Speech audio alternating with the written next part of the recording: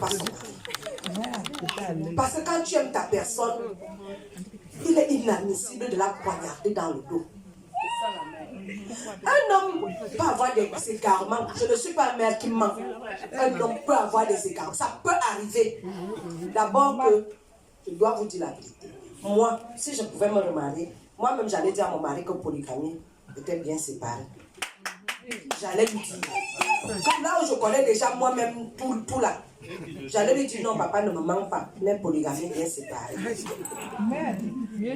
Parce qu'il y a très peu de monogames fidèles. Ils ne sont pas vrais. Et je suis obligée de dire que parfois c'est l'église qui nous oblige à être dans ce régime. Parce que si tu es polygame, le prêtre ne célèbre pas ton mariage. Il ne bénit pas ton couple. Le pasteur ne le fait pas.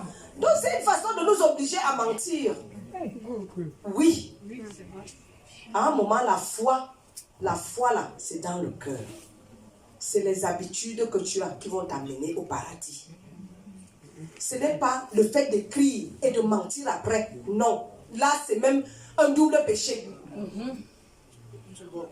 Mais quand tu as déjà dit monogamie là, maman reste seulement dans la monogamie. Même dans les rêves, ne mets pas un peu quelque chose à côté.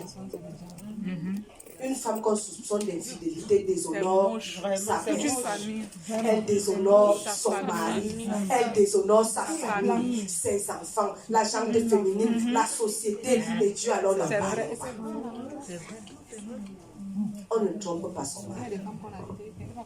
Ne laisse même pas un homme te parler d'une certaine manière. Parce qu'aujourd'hui, nous avons des téléphones qui enregistrent tout. Rien que le fait de te parler d'une certaine manière et que toi tu répondes d'une autre, ça peut laisser croire que beaucoup de choses se sont passées après.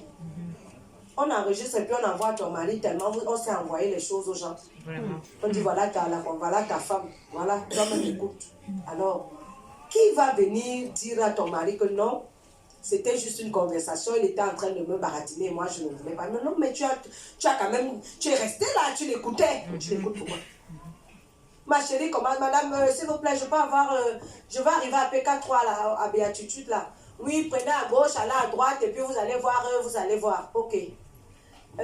Tu as déjà vu la destination. Et il va te, comme les hommes sont ceux qui sont là. S'il vous plaît, vous me plaisez bien, je peux avoir votre numéro de monsieur, vous avez demandé la destination, la direction de PK. Vous êtes déjà arrivé, ne me dérangez pas. Allez là où je vous ai dit. Vous n'êtes pas là pour moi. Parfois la sauvagerie est bien. Je ne suis pas. Parfois la sauvagerie est sanitaire. Ne laisse pas les hommes t'aborder n'importe comment. Ce n'est pas bon.